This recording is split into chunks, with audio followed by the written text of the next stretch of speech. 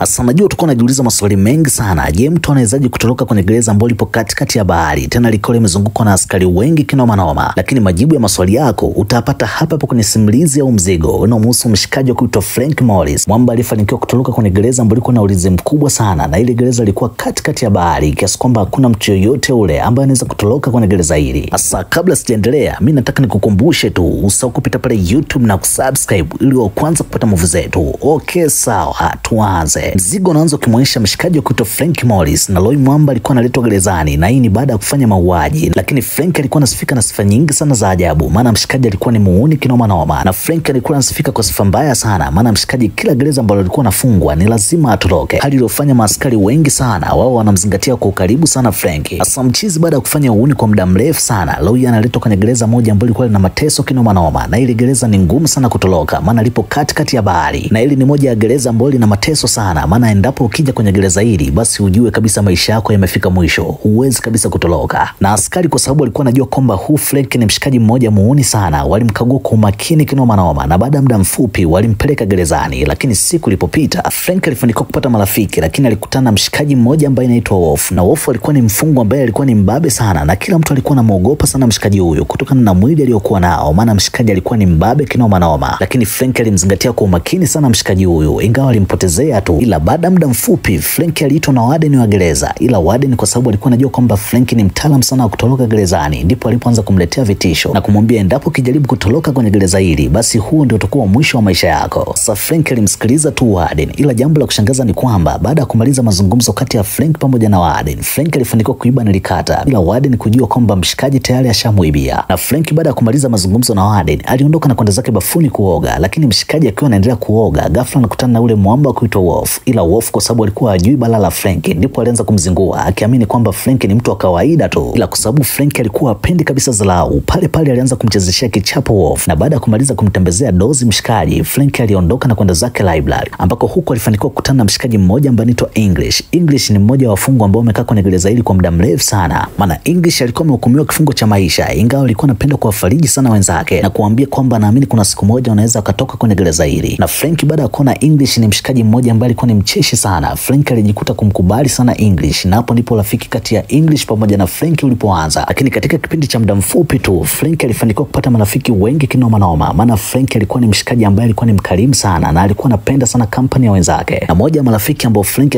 ashaikuwapata ni mzee mmoja ambaye anaitwa Doc, na Doc alikuwa ni mzee mmoja ambaye alikuwa anapenda sana kuchora na alikuwa na kipaji kikubwa sana cha uchoraji, maana Roy Doc alikuwa amechora picha ya warden wa gereza. Ingawa licha ya kwamba Doc alikuwa ni mchoraji mzuri sana, ila Doc naye alikuwa ni muoga sana kutoroka kwenye gereza hili, na alikuwa anaendelea kumsisitizia sana Frank kwamba kama umekuja kwenye gereza hili basi ujue kwamba maisha yako yameishia hapa na uwezi tena kurudi nyumbani. Ila Frank kwa sababu alikuwa ni mtaalamu wa muda mrefu sana, hilo jambo alikumsumbua hata kidogo, maana alikuwa anaamini hata kama gereza litakuwa na ulinzi kiasi gani, yeye anaamini atatoroka tu. Na siku moja Frank akiwa upo zake gerezani, mwamba alionekana akiwa na mawazo mengi sana, ndipo askari mmoja alikuja na kumwambia Frank kwamba kuna kazi ya kutengeneza furniture, na endapo ukiweza kufanya kazi hiyo utakuwa na uwezo kulipwa zaidi ya senti 15 kwa lisali moja. Hasa Frank kwa sababu alikuwa hana pesa ilibidi akubali tu jambo hilo. Lakini siku zilipozidi kusogea, mwamba akiwa upo zake nje na marafiki zake, ghafla Wolf alimfuata Frank akitaka kumchoma kisu, ila Frank kwa sababu ashasanuka kwamba mshikaji anakuja kumchoma kisu alimzuia na kuanza kumchezea kichapo. Ingawa akiwa anaenda kuzozana, ghafla askari walitokea na kuamlia ugomvi huo, ndipo alimchukua Frank pamoja na Wolf na kwenda kuwafungia kwenye vyumba ambavyo vilikuwa vimetengwa, na kwenye hivi vyumba alikuwa anapewa mateso makali sana. Ingawa Frank kukaa kwa muda mrefu kwenye vyumba hivi, maana ndani ya wiki moja tu mwamba alikuwa ashatolewa na kupelekwa kwenye magereza ya kawaida, na washikaji zake walifurahi sana baada ya kuona Frank amerudi kwa mara nyingine tena. Ingawa baada ya muda mfupi wafungwa akiwa wameondoka gerezani, ghafla warden alikuja na kuanza kukagua chumba kimoja baada ya kingine. Sasa warden akiwa anaendelea na ukaguzi, ghafla alifanikiwa kuingia kwenye chumba cha mzee Doku na kufanikiwa kuonana na picha yake ambayo Doku alikuwa amemchora, na warden alifurahi sana baada ya kuiona picha hiyo, na hapo ndipo aliambiwa askari kwamba inabidi walete picha zote ambazo mzee Doku amezichora. Na mzee Doku aliumia sana baada ya kuona askari wanazichukua picha zake, maana ameziandaa kwa muda mrefu sana na alikuwa anazipenda sana picha hizo. Lakini Frank pamoja na wenzake baada ya kuona mzee Doku amejaa na mawazo baada ya kuchukuliwa picha zake, ndipo alimfuata na kuanza kumpatia ushauri na kusema utaki kuwaza kwa jambo lolote lile, maana anaamini kila kitu kitakuwa sawa. Cha msingi ni kuangalia njia sahihi ya kuondoka kwenye gereza hili. Ila huo ushauri wa kumsaidia kwa jambo lolote lile mzee Doku, maana mzee alikuwa anapata mawazo mengi sana na alikuwa hapendi kuona mtu yoyote ule anachezea kazi yake. Na siku moja Doku akiwa anaenda kufanya kazi za kutengeneza furniture, Doku alionekana akiwa na mawazo mengi sana, maana aliamua kujikata vidole vyake baada baada ya kuhisi ni kama ananyanyaswa kwenye gereza hili, na watu wengi waliumia sana baada ya kushuhudia tukio hilo, ingawa maisha ilibidi yaendelee kama kawaida. Siku moja Frank akiwa upo zake gerezani, Mwamba alistuka sana baada ya kuona kuna chemba moja ambayo ilikuwa imezibwa, na Mwamba alipoiona tu chemba akajua kwamba hii ndio njia pekee ambayo itamsaidia kutoroka. Sasa Frank baada ya kushuhudia chemba hiyo alienda kuonana na washikaji zake ambao ni John pamoja na Clarence. Nao ni washikaji ambao wanajuana na Frank kwa muda mrefu sana, maana hao wote washafungwa kwenye gereza moja kwa Marekani, ingawa Frank alifanikiwa kuchomoka. Na raundi hiyo washikaji wamekutana na wapo tayari kutoroka tena kwenye gereza hili, ingawa hilo jambo lilikuwa gumu sana, maana Clarence pamoja na John waliingiwa na uoga mwingi sana, huku wakiwa wanaamini kutoroka kwenye gereza hili haitakuwa kazi rahisi hata kidogo, maana gereza hili lipo katikati ya bahari. Ila upande wa Frank mambo alikuwa tofauti kabisa, maana mshikaji alikuwa anaamini uwezo wa kutoroka anao, na anaamini kuna siku moja atatoroka tu, na aliwaambia washikaji zake kwamba anahitaji kutengeneza historia au ndio mtu wa kwanza kutoroka kwenye gereza hili. Na baada ya mazungumzo hayo Frank alirudi zake gerezani na kuanza kufanya mpango wa kuchomoka, na Frank alianza kutanua ile chemba kwa kutumia nilikata aliyokuwa ameiba kwa Warden. Na Mwamba alikuwa anafanya jambo hilo kwa umakini mkubwa sana, maana aliona endapo akikamatwa basi anaweza kauawa kabisa. Hasa Frank kwa sababu alikuwa anaamini kwamba kuna siku moja anaweza kachomoka kwenye gereza hili, Mwamba hajawahi kabisa kukata tamaa. Alienda kutoboa chemba ikiwezekana achomoke, na baada ya muda kusogea wafungwa walifanikiwa kutembelewa na ndugu zao, ingawa hilo jambo lilikuwa tofauti kabisa upande wa Frank, maana Mwamba hakuna hata ndugu yake mmoja aliyekuja kumtembelea. Lakini Frank lengo lake kubwa lilikuwa ni kutoroka kwenye gereza hili, na Mwamba alienda kuasisitizia marafiki zake kwamba anahitaji kuondoka kwenye gereza hili kwa namna yoyote ile. Hasa licha ya kwamba marafiki zake walikuwa ni waoga sana, Frank aliendelea kuasisitizia marafiki zake na kusema cha msingi ni kuhakikisha wanaondoka kwenye gereza hili, maana ile gereza lina mateso mazito sana. Na washikaji kwa sababu walikuwa natamani sana siku moja wachomoke kwenye gereza hili, walikubali kumsikiliza Frank. Na baada ya kumaliza mazungumzo, Frank alirudi gerezani na kuendelea kufanya mpango wa kuchomoka, huku Carlos pamoja na Chris wakiwa wanaangalia kama kuna askari yoyote anakuja. Na Frank alipambana kutoa cement hiyo kwa muda mrefu sana, ila kwa sababu nilikata ilikuwa ni ndogo sana, ilishindwa kabisa kumaliza jambo hilo. Ndipo Frank baada ya kuona hii kazi ishakuwa ngumu, aliamua kwenda kuzungumza na marafiki zake na kuambia inabidi wajitahidi watafute vifaa vingine vitakavyoweza kuwasaidia. Na Marcelo ilibidi wamsikilize tu Frank, lakini Mwamba kwa sababu alikuwa hataki kuchelewa, aliona njia pekee ambayo itakayoweza kumsaidia kutoboa chemba ile ni kutumia kijiko. Na Frank ilibidi atumie ujanja mwingi sana, ikiwezekana apate vijiko viwili. Ndipo Frank pamoja na Chazi waliongozana kwenda kuongea na huyu askari ambaye alikuwa ni kiongozi wa msosi. Hasa askari akiwa anaenda kuongea na Chazi, kwa bahati mbaya sana askari alizubaa, na hapo ndipo Frank alipofanikiwa kuiba vijiko. Na washikaji baada ya kufanikiwa kupata vijiko hivyo, Frank aliamua kuandaa kifaa ambacho kilikuwa kina uwezo wa kutoboa chemba kwa umbali mrefu sana, tofauti kabisa na nilikata aliyokuwa anatumia. Hasa mchizi akiwa anaenda kutoboa ukuta, ghafla askari walitokea, ila kwa sababu washikaji zake walikuwa hajakaa kinyonge, walimshtua Frank ikiwezekana atulie, na Mwamba alikuwa mpole tu akawasikiliza marafiki zake. Hasa askari baada ya kuondoka, Frank aliendelea kupambana kutafuta njia ambazo zitamfanya askari wasimsanukie. Na Loi Mwamba aliamua kutumia simenti kutengeneza kinyago kinachofanana kabisa na sura yake. Na Mwamba baada ya kumaliza kutengeneza kinyago hicho, aliamua kukilaza kitandani ili kama endapo askari wakipita basi wasisanuke kwamba mshikaji hayupo gerezani. Na baada ya muda mfupi Frank alifanikiwa kuchomoka kwenye chumba cha gereza na kwenda kutafuta njia ambayo itamsaidia kutoka nje ya gereza hilo. Na Mwamba alipofanikiwa kupata njia, alienda kuzungumza na marafiki zake na kusema kila kitu kimekaa poa, cha msingi ni kuwa tayari kuondoka. Na Mwamba walikubali na kumsikiliza Frank, na kiza kilipoingia washikaji walianza kufanya mchakato wa kuondoka, lakini Frank aliamua kubaki ili asome upepo, maana aliona endapo akiondoka kwa pamoja basi wanaweza kukamatwa. Lakini siku ilipopita, Frank akiwa anaenda kujipanga namna ya kuchomoka kwenye gereza hili, ghafla kuna kifaa kimoja alikiona na aliamini hiki ndio kifaa pekee ambacho kitamsaidia kukata nondo ambazo zimeshikana kwenye mageti. Ingawa hilo zoezi lilikuwa ni gumu sana, maana Frank akiwa anaenda kukata nondo, kuna askari mmoja ambaye alikuwa anahisi kuna kitu ambacho huenda kitakuwa kipo sawa, ila askari kwa sababu alikuwa anajua kwamba hili gereza lina ulinzi mkubwa sana na ni ngumu sana mtu kuchomoka kwenye gereza hili, aliamua kuvunga tu, huku akiwa anaamini huenda kila kitu kipo sawa. Lakini mpango wa Frank na washikaji zake ulikuwa pale pale, licha ya kwamba alikuwa waamini kabisa kama wanaweza kutoroka salama. Lakini siku zilipozidi kusogea, Warden aliingiwa na wasiwasi mkubwa sana, huku akiamini huenda Frank kuna kitu anakitengeneza. Na hapo ndipo Warden alipoamua kuingia kwenye chumba cha Frank na kuanza kukagua, lakini kwa bahati mbaya sana hakufanikiwa kupata jambo lolote lile. Ila Frank, licha ya kwamba Warden alikuwa ni mtu ambaye anamfuatilia kwa muda mrefu sana, ila Frank alikuwa hana wasiwasi wowote ule, maana Mwamba alikuwa anaamini kwa mipango yote ambayo anaipanga hakuna askari yoyote ambaye ataweza kumsanukia. Lakini siku zilipozidi kusogea, Frank pamoja na washikaji zake walifanikiwa kutoka nje ya gereza bila askari yoyote ile kujua kwamba kuna watu wamechomoka gerezani hapa. Hasa baada ya Frank na washikaji zake kufanikiwa kutoka gerezani, kasheshe ikawa nje ya gereza, maana hili gereza lipo katikati ya bahari na ni ngumu sana mtu kuogelea na kuimaliza bahari hii, maana hii bahari ina kina kirefu sana na gereza lipo katikati ya bahari. Ila licha ya kwamba hii bahari ilikuwa ni ndefu sana, ila hilo jambo alikuwa sumbua kabisa Frank pamoja na wenzake, maana washikaji walikuwa wameandaa baadhi ya mipira ili wasaidia kuogelea na kuvuka upande wa pili. Lakini baada ya Frank na washikaji zake kufanikiwa kuchomoka gerezani hapa, ndipo wanapata taarifa kwamba kuna baadhi ya wafungwa wametoroka. Ingawa licha ya kwamba alikuwa ashapata taarifa kwamba kuna baadhi ya wafungwa wamechomoka, askari walishindwa kufanya jambo lolote lile, maana Frank pamoja na wenzake walifanikiwa walifanikiwa kuvuka bahari na kuhamia upande wa pili, lakini Warden naye hakuamini kabisa kama Frank pamoja na wenzake wamefanikiwa kuchomoka kwenye gereza hili. Sasa na mimi sina ziada, na ndio mwisho wa simulizi fupi ya movie yetu, na ulikuwa na mimi Vasco Rhymes nilikuletea simulizi hizi kuanzia mwanzo mpaka mwisho. Lakini ili uwe wa kwanza kupata movie zetu, usahau kupita pale YouTube na kusubscribe ili usipite na simulizi yoyote ile ambayo nitakuwa nakuletea kwa ajili yako. Asante.